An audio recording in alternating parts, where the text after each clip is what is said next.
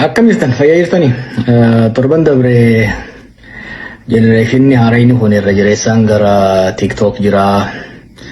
Ati warra durii Facebook ofirra jirta. Kanaafuu gara TikTokiin viidiyoolee ati galakkiftuu nu bira gahuu qabaa sin jennaan.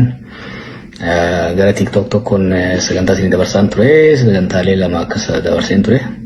Haa taatu garuu duula bifa adda addaatiin godhameen akkaawuntiin sun cufsiifamee jira yeroo fi Shima akkam jirtu kabajamtoota hordoftoota keenyaa egaa akkuma dhageettan TikTokiin daaddaa jawwee gubateeti jira. Egaan TikTokii icciitii TikTokii gubachuu isaa duuba maaltu jira jedhan namoonni hedduun egaa namoota feemasootatu jalaa akka ba'an ta'uu qarshiidhaan bitanii jalaa guban jechaa jira namoonni garuun.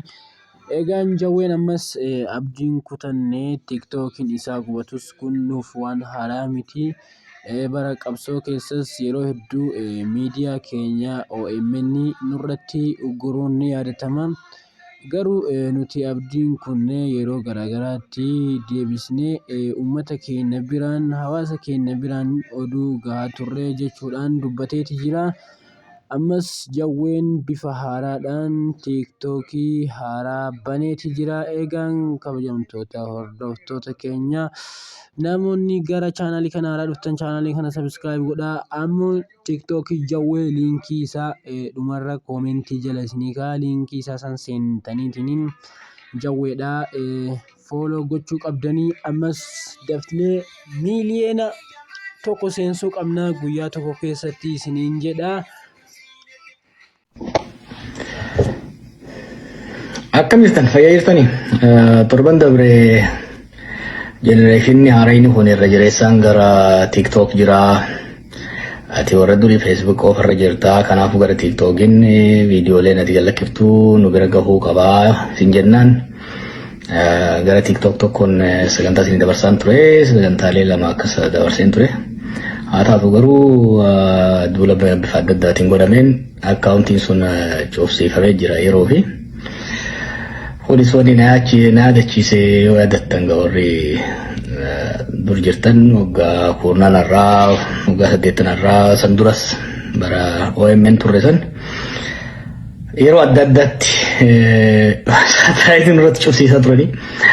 Yeroo tokkorraa blog godhan tokkorratti utaalaa yeroo tokkorraa blog godhan tokkorratti utaalaa deemaa turre beeku gaafa dhumarratti injifannee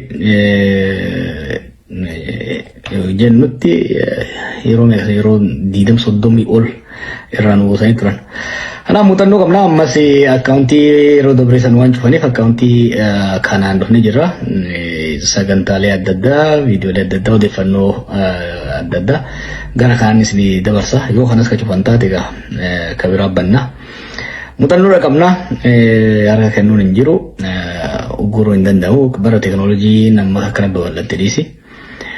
Bara kaanuu harkan kennine yeroo san yoo ni yaadadhu malla guddaan nurraa fuudha ture. Malla guddaan nurraa baasaa yeroo hedduu nurraa fudhata ture. Amma garuu yeroon isaa yeroo inni fudhatus guddaa miti. Teekinooloojiin inni fudhatus guddaa miti. Malla qalleen qabu firiidha TikTokiin. Kanaaf bifa kanaan isin dhiyeessina. Yoo kanas cufan ka biraatiin dhufna. Akka hin cufne immoo tattaaffii dhagoona. Amma siifuu kana gara kanaan ergaalee naan erguu argachuu dandeessan.